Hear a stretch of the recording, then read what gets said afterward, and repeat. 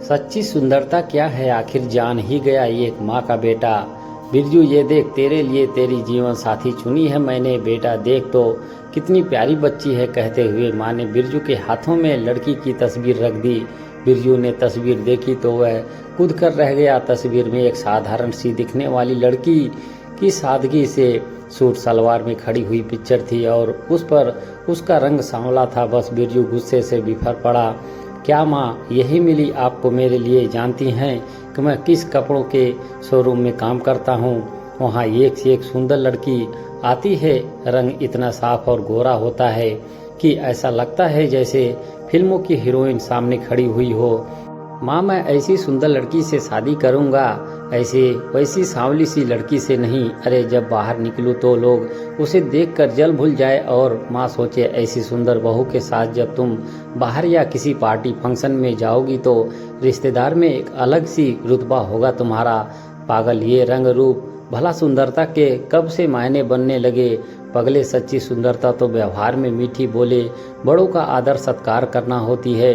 मुझे नहीं पता माँ, मैं किसी सुंदर लड़की से ही शादी करूँगा बस।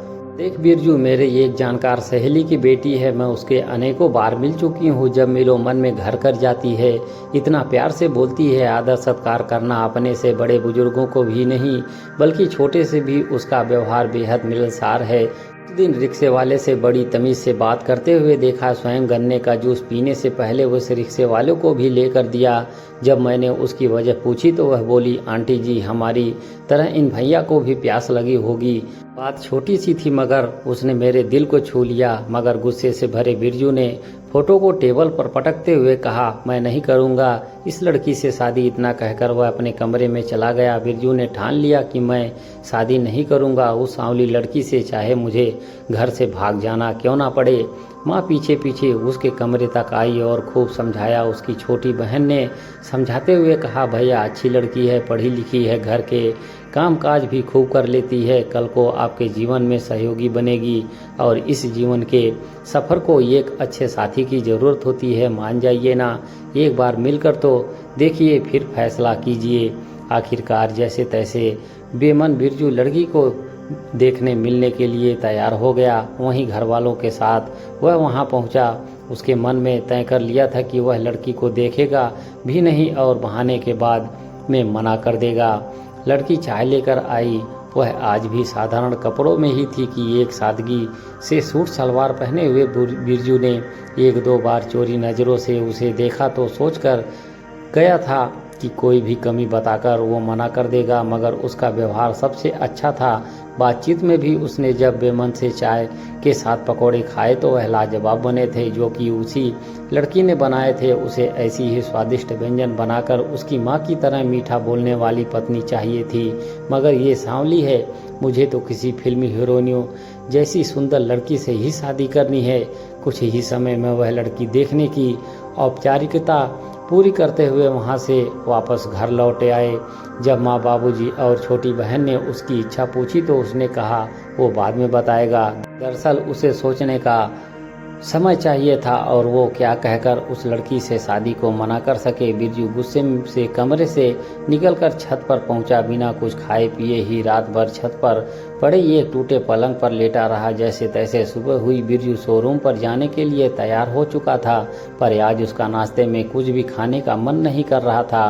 बिरजू अपने शोरूम पर जाने के लिए हमेशा पैदल पथ का ही सहारा लेता था। वह रास्ते में आने जाने वाली लड़कियों को देखता हुआ आगे बढ़ रहा था। उसे राह में जो भी खूबसूरत लड़की दिखती उसे लगता इससे मेरी शादी होनी चाहिए। अचानक उसका पैर पैदल पथ पर पड़े केले के छिलके से फिसल गया और वह पास पड़े कचड़े के डिब्बे में ऊपर धड़ाम से गिर गया। वहीं पास में एक ब्यूटी पार्लर की दुकान थी, उसमें से एक औरत बाहर निकली। तुरंत बिरजू को उठाया, अपने ब्यूटी पार्लर के भीतर ले जाते हुए कहा ज़्यादा चोट तो नहीं लगी बेटा, और ये गद्देदार ऊंची कुर्सी पर बिठा दिया। अभी बिरजू अपने कपड़े साफ ही कर रहा था कि इतने में जीन्स और टी शर्ट पहने हुए एक महिला ब्यूटी पार्लर के भीतर आई। सामने पड़ी दूसरी खाली कुर्सी पर बैठ गई। बिरजू उस सांवली सी महिला को देखने लगा। ब्यूटी पार्लर वाली महिला की एक सहयोगी ने एक धागे की मदद से उसकी आईब्रो बना दी। उसकी आंखें खूबसूरत लगने लगी। बालों एक प्रेस करके बालों की चमक और बढ़ गई। चेहरे पर ब्लीच, फेशियल और ना जाने क्या क्या क्रीम लगाने के बाद उस महिला की खूबसूरती में चार चांद लग गए। बिरजू इस कलाकारी को देखकर दंग रह गया। चंद मिनटों में वो महिला अपने ऊपर किए मेकअप का बिल अदा करते हुए वहां से निकल गई। तकरीबन ऐसे ही एक दो और महिलाएं वहां आई और विभिन्न तरीकों से सुंदर दिखाई देते हुए वहां से जाती रही। बिरजू अब समझ चुका था दुनिया की सभी दिखने वाली सुंदर लड़कियां और महिलाएं सिर्फ एक दिखावा है। सब ईश्वर की संतान है। हमें काले गोरे का भेद नहीं रखना चाहिए। जिसका मन सुंदर है वहाँ जिस्म का मोल नहीं रहता। देश है और समाज को एक अच्छे गुणों वाली पत्नियों की तलाश है जो अपने पति का घर स्वर्ग बना दे। असल में वही सच्ची सुंदरता है। माँ ने मुझे कल जिस लड़की का फोटो दिखाया था वह लड़की ब्यूटी पार्लर जाकर खुद को संस संवर कर भी फोटो खिंचवा सकती थी, पर उसने ऐसा नहीं किया। वह जैसी है खुद को वैसे ही रखना चाहती है।